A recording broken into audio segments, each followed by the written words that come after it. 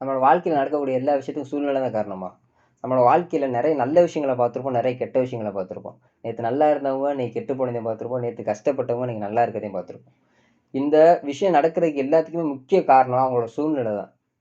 இப்ப அவங்களோட சூழ்நிலை என்ன அப்படிங்கிறது அவங்கவங்களுக்கு மட்டும் தான் தெரியும். ஆனா வெளியில இருந்து ரொம்ப சாதாரணமா சில விஷயங்கள கேட்டுறாங்க. "ஏன் ஒல்லியா இருக்க? நல்லா சாப்பிட்டு குண்டாக வேண்டியதானே? ஏன் குண்டா இருக்க? கொஞ்சமா சாப்பிட்டு உடம்ப குறைக்க வேண்டியதானே? ஏன் இந்த வேலையே பார்த்துக்கிட்டு இருக்க? ஒரு நல்ல வேலைக்கு போக வேண்டியதானே? ஏன் இன்னும் வீடு கட்டாம இருக்க? ஏன் இன்னும் கல்யாணம் பண்ணாம இருக்க? ஏன் இன்னும் கார் வாங்காம இருக்க? இன்னும் பைக் வாங்காம இருக்க? அத பண்ணாம இருக்க, இத பண்ணாம இருக்க?" அப்படி இப்படின்னு சொல்லிக்கிட்டே தான் இருக்காங்க.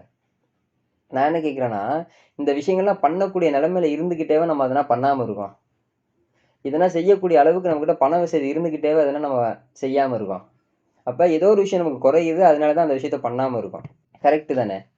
அப்ப இந்த வார்த்தைகள்லாம் கேட்கும்போது நமக்கு வந்து அதுக்கான பதில் சொல்றதுக்கே நமக்கு வந்து மனசுல ஒரு ஒரு மாரியா இருக்கும்.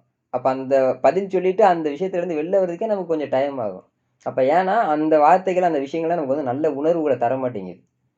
அப்ப நம்ம அதே மத்தவங்க பண்ற மாரியே நம்ம மத்தவங்களுக்கு பண்ணக்கூடாது. மத்தவங்க பண்ற அதே விஷயத்த நம்ம மத்தவங்களுக்கு பண்ணக்கூடாது.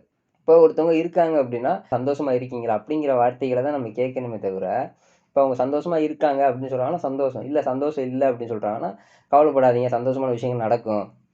நீங்க நினைக்கிற விஷயங்கள் நடக்கும்." அப்படிங்கிற ஒரு நல்ல உணர்வுகள தரக்கூடிய வார்த்தைகள தான் நம்ம பேசணுமே தவிர, இந்த மாரி நம்மளோட உணர்வுகளயே அப்படியே கொலாப்ஸ் பண்ணிவிட்டு, நம்மள கொஞ்ச நேரம் ஒரு நெகட்டிவான வைப்ஸ்க்குள்ளேயே வச்சுட்டு இருக்க மாரி வார்த்தைகள மத்தவங்க கேட்கறாங்க அப்படிங்கிற மாரி நம்ம போய் மத்தவங்கள்ட்ட கேட்கக்கூடாது. அது நல்லா இருக்காது. இப்ப அந்த வார்த்தைகளெல்லாம் கேட்கிறோம் அப்படின்னா, அந்த அதுக்கு ரிலேட்டடா அவங்களுக்கு ஏதாவது சப்போர்ட்டிவா இருக்க முடியும் அப்படின்னா, அந்த வார்த்தையில கேட்கலாம். இப்ப ஏன் இந்த வேலைய பார்த்துட்டு இருக்க ஒரு நல்ல வேலை போ வேண்டியதானே அப்படின்னு கேட்கிறோம்னா, ஒரு நல்ல வேலைய பார்த்துக் குடுக்குற அளவுக்கு நம்ம இருக்கோம் அப்படின்னா, அந்த வார்த்தையில கேட்கலாம். ஏன் இவ்வளவுதான் சம்பளமா? ஒரு அதிகமான சம்பளத்துக்கான வேலைக்கு போகக்கூடாதா? அப்படின்னு நம்ம கேட்கிறோம்னா, அதிகமான சம்பளத்துக்கான வேலைய நம்ம வாங்கி குடுக்கணும். நம்ம அந்த வார்த்தைய கேட்கணும். இப்ப அந்த விஷயத்த பண்ணணும். அப்பதான் அந்த வார்த்தைய நம்ம கேட்கணும். இல்லன்னா கேட்கக்கூடாது. ஏன்னா, அது அவங்கள பாதிக்குது. அத நம்ம அவங்க டைரக்ட்டா சொல்ல மாட்டாங்க. நம்மளே டைரக்ட்டா சொல்ல முடியுதா நம்மள்ட்ட கேட்கிறவங்க கிட்ட? ஆனா நம்மள அந்த விஷயம் பாதிக்குது. அத அவங்க புரிஞ்சுக்க மாட்டேங்கிறாங்க. அப்போ நம்ம புரிஞ்சுக்கிட்டோம்னா, நம்ம அதே தப்ப மத்தவங்கள்ட்ட பண்ண மாட்டோம். கேட்க மாட்டோம். ஏன்னா சூழ்நிலை அப்படிங்கிறது நம்ம லைஃப்ல ரொம்ப பெரிய ரோல் ப்ளே பண்ணுது. இப்ப எக்ஸாம்பிள் பார்த்தீங்கன்னா, நம்ம ஒரு 2 சினாரியோ பார்க்கலாம். ஒரு பெரிய ஹோட்டலுக்கு நம்ம சாப்பிடுறதுக்காண்டி போறோம். அந்த ஹோட்டல்ல நெறைய வெரைட்டியான ஃபுட் நம்ம டேபிள்ல வந்து எடுத்து வச்சிருக்காங்க நமக்காக. அதுல நெறைய நமக்கு புடிச்ச ஃபுட் இருக்கு. ஒரு சில புடிக்காத ஃபுட் இருக்கு. நம்ம எத சாப்பிடுவோம்? கண்டிப்பா நமக்கு எது புடிச்ச ஃபுட்டோ அதானே சாப்பிடுவோம். இப்ப இன்னொரு சினாரியோ. நம்ம ரொம்ப தூரமா ஒரு இடத்துக்கு டிராவல் பண்ணி போயிட்டுருக்கோம். ரொம்ப நேரமா நமக்கு பசிச்சுக்கிட்டே இருக்கு. பக்கத்துல எந்த ஹோட்டலுமே இல்ல. நம்மளும் போறோம் போய்க்கிட்டே இருக்கோம். கடைசியா ஒரு ஹோட்டல பார்த்துட்டோம். அந்த இடத்துக்கு சாப்பிடுறதுக்காண்டி போறோம். அந்த ஹோட்டல்ல நமக்கு புடிக்காத ஃபுட் தான் இருக்கு. பட் என்ன பண்றது? நமக்கு ரொம்ப நேரமா பசிச்சுக்கிட்டு இருக்கு. பக்கத்துல இல்ல தூரத்துல எங்கன ஹோட்டல் இருக்கா அப்படிங்கிறது நமக்கு தெரியாது.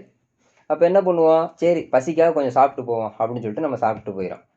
இப்ப இந்த 2 சினாரியோல நமக்கு கத்துக்க வேண்டிய, தெரிஞ்சுக்க வேண்டிய விஷயம் என்னன்னா, எந்த இடத்துல நமக்கு இந்த ஃபுட் புடிக்காது அப்படின்னு நம்ம அவாய்ட் பண்ணோமோ, அதே ஃபுட்ட சாப்பிடக்கூடிய நிலைமைக்கு உருவாக்குனது எது?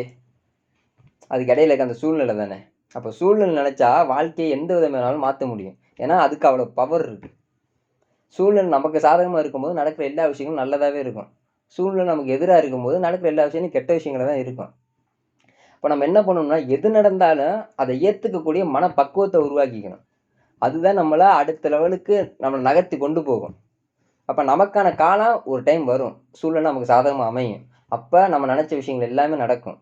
அப்ப அந்த இடத்துல நம்ம சந்தோஷமா இருப்போம்.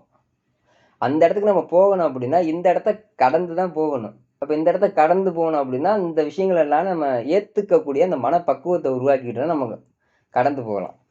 இல்ல ஏத்துக்க முடியாத ஒரு மனசுல இருந்தோம் அப்படின்னா, அந்த இடத்த விட்டு நகர்ந்து போறதே நமக்கு ரொம்ப கஷ்டமா இருக்கும். அப்ப நம்மளோட நம்மளோட காலம் வர்றதுக்கான அந்த நேரத்த நம்மளே கொஞ்சம் தள்ளி போடுற மாரி ஆயிரும். அப்ப அதனால ஏத்துக்கிட்டு, அந்த ஏத்துக்கக்கூடிய மனப்பக்குவத்த உருவாக்கிக்கிட்டு, அப்படியே கடந்து போயிட்டே இருக்க வேண்டியது தான். ஒரு விஷயம் வந்து நல்ல உணர்வுகள உங்களுக்கு தரமாட்டேங்குது. நம்ம பேசுற வார்த்தைகள் வந்து அவங்களுக்கு வந்து ஒரு பாசிட்டிவிட்டிய கிரியேட் பண்ண மாட்டேங்குது அப்டின்னா, நம்ம அந்த வார்த்தைகள பேசுறத அவாய்ட் பண்ணிறணும். நல்ல உணர்வுகள தரக்கூடிய விஷயங்கள மட்டும் தான் பேசணும். மத்தவங்கள்ட்ட. நம்ம அட்வைஸ் பண்றதா இருந்தாலும் சரி, இல்ல எதா இருந்தாலும்.